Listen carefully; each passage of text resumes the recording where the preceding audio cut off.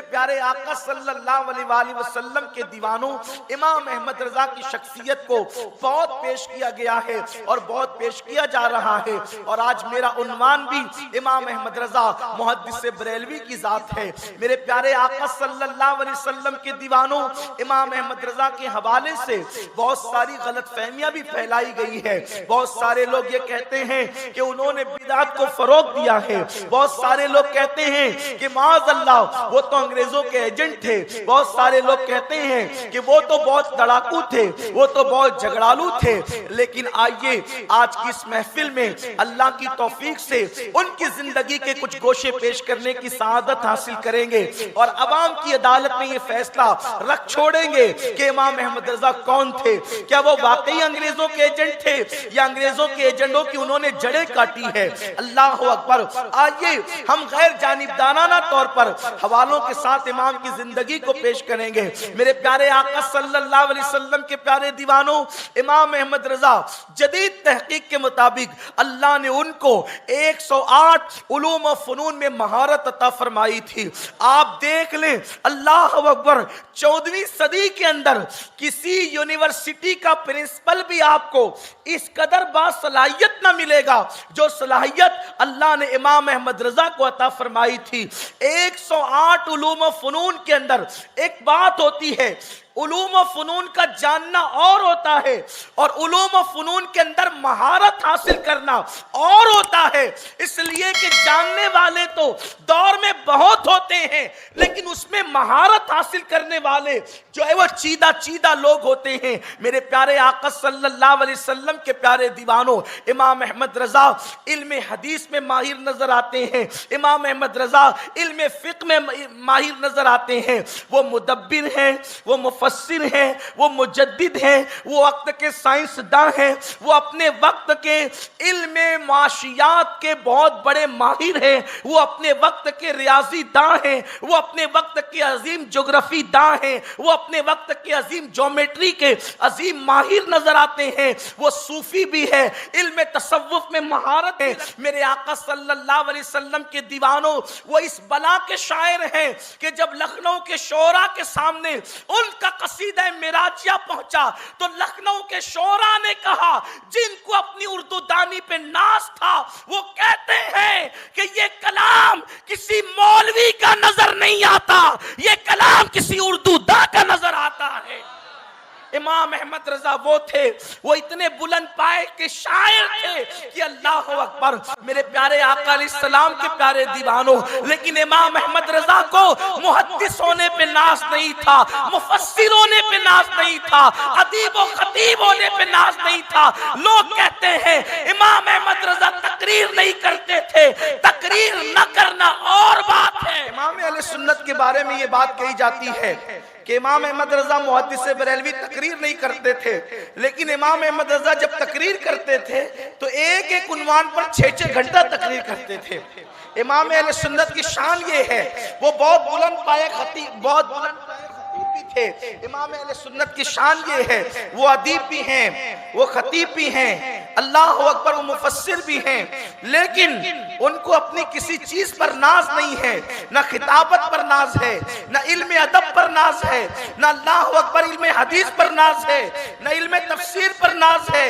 अगर इमाम अहमद रजा को नाज है तो अपने इश्क रसूल पर नाज है, अपनी मोहब्बत रसूल पर नाज है। मेरे प्यारे आका सल्लल्लाहु अलैहि वसल्लम के प्यारे दीवानों, अल्लाह तबारक व तआला ने उनके दिल में इश्क मुस्तफा ऐसा कूट करके भरा था, इसलिए कि इल्म मदरसों से सीखा जा सकता है और तसव्वुफ खानकाहों से सीखा जा सकता है, लेकिन इश्क मुस्तफा जब तक अल्लाह किसी को चुन नहीं लेता उस वक्त तक के उसको इश्क रसूल अता नहीं करता।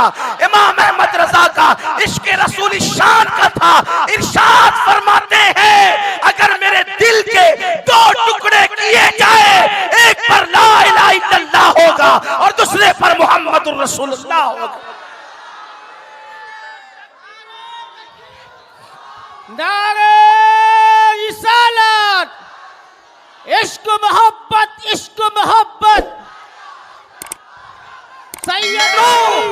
मैं हैरान हूं मैं छोटा सा तालिब इल्म हूँ, मैंने दीवाने गालिब भी पढ़ा है, मैंने इकबाल को भी पढ़ा है, मैंने मीर को भी पढ़ा है, मैंने अल्लाह अकबर उर्फी को भी पढ़ा है। लेकिन एक बात कहना चाहता हूँ कि अल्लाह अल्लाह सुखाने नात के अंदर या सिनफे नात के अंदर इल्मे रियाजी को, इल्मे फिक को, इल्मे ज्योमेट्री को कोई बयान करता नजर नहीं आता।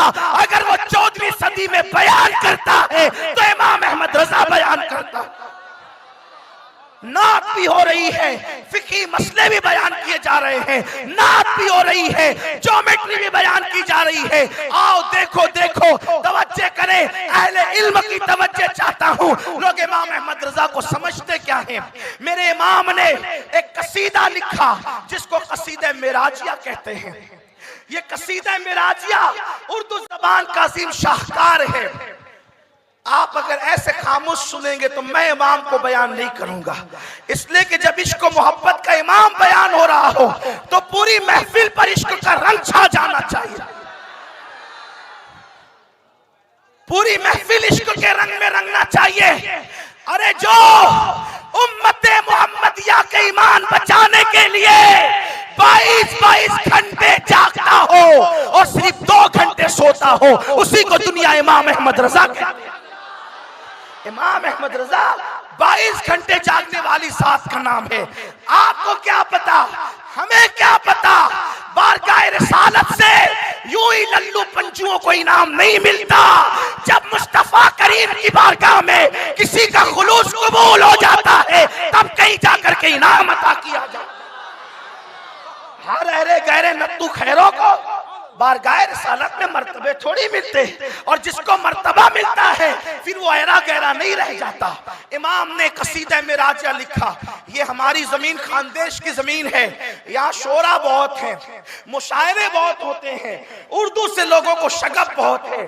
कसीदा मेराजिया जिसको लोग सही पढ़ भी नहीं पाते आज के दौर में, बहुत सारे अशार में लोगों को पढ़ने में मुगालता होता है। अल्लाह अकबर। ये कसीदा मेराजिया जो है दर्जनों अशार पर मुश्तमिल है। कसीदा मेराजिया तकरीबन 74 या 76 कमोबेश इसकी अशार हैं। और आप ध्यान से सुने इमाम अहमद रजा कौन है। ये कसीदा लिखने की वजह यह बनी कि एक साहब इमाम अहमद रजा के पास आए, कहने लगे कि मैंने कसीदा लिखा है, आप उसकी इस्लाह कर दें। इमाम ने वो पर्ची ली, फरमाया अभी मुझे खाना खाना है जोहर का, यानी जोहराना खाना खाना है, जोहर की नमाज पढ़नी है, केलोला भी करना है, तो मैं इतने काम करके फिर चेक करूंगा। आला हजरत ने खाना खाया, जोहर की नमाज पढ़ी, केलोला किया और उसके बाद उनका कसीदा चेक किया तो सोचा कि जिस शान से मेराज हुई है कसीदा उस शान से लिखा नहीं गया है। गंगा जल का तस्करा हो रहा है, बादलों का तस्करा हो रहा है। तो इमाम ने चेक करते करते पर्ची को रख दिया और 70 से ज्यादा अशार कसीदा मेराजिया के असर से पहले पहले लिख दिए। और जब वो साहब आए आपने चेक कर लिया, फरमाया चेक तो कर लिया लेकिन जरा एक कसीदा मेराजिया और भी सुनते जाइए जो मैंने भी लिखा है। और वो क्या है आप सुनिए, उसमें ज्योग्राफी भी है, उसमें साइंस बयान हो रहा है, उसमें तसव्वुफ बयान हो रहा है। अगर वक्त हो एक एक शेर को पढ़ते जाइए और फन को बयान करते जाइए। आज ये इमाम कहते हैं वो सरवरे किश्वरे रिसालत जो अर्श पर जलवगर हुए थे। पीछे वालों को आवाज नहीं आ रही है क्या? समझ में नहीं आ रहा है कि इको की वजह से? अगर नहीं समझ में आ रहा तो बोलो ये इको कम करवा देते।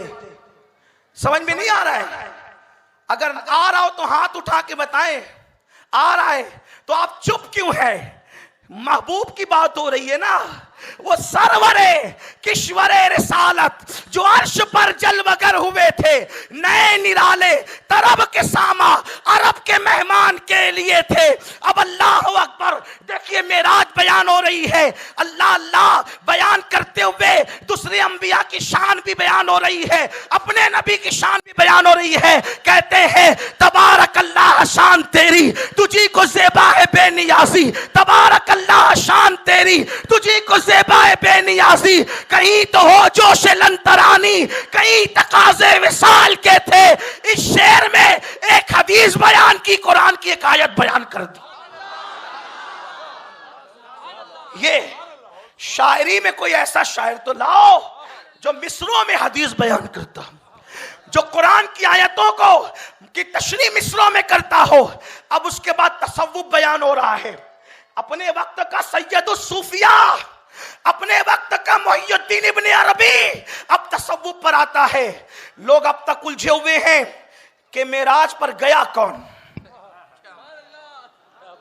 तवज्जे, ये बातें बच्चों के सामने नहीं की जाती, और जो बड़े हो जाते हैं लेकिन कच्चे होते हैं उनके सामने भी नहीं की जाती।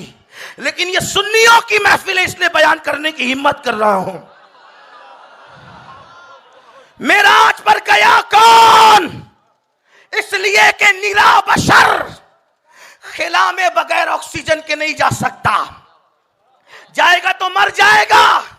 वो खला में नहीं गए, खला के ऊपर गए, आसमान पर गए, आसमान पर नहीं आसमानों पर गए।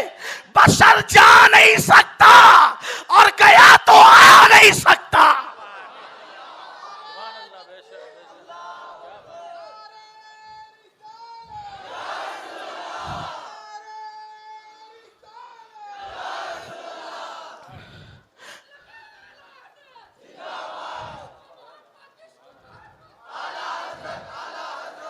लोग कहते यार वो तो सिर्फ एक मौलवी थे।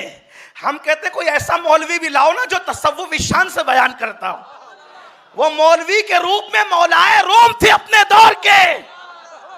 जौहर की का जौहरी जानता है, भटियारे को क्या पता कि जौहर की शान क्या होती है।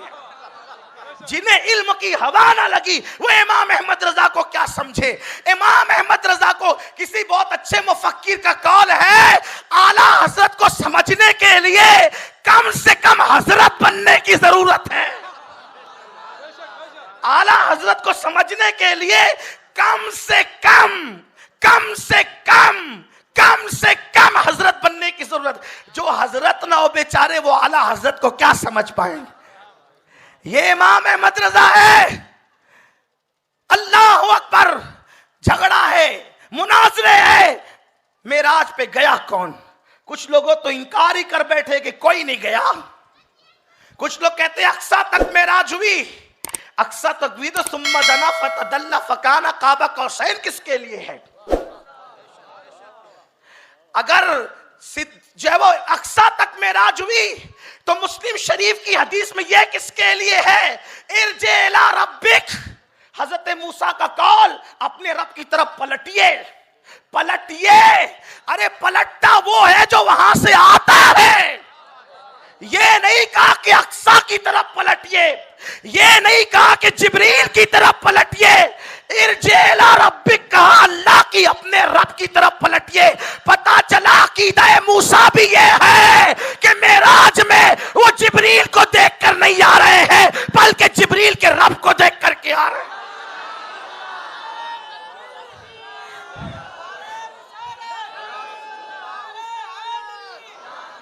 इश्क मोहब्बत, इश्क मोहब्बत।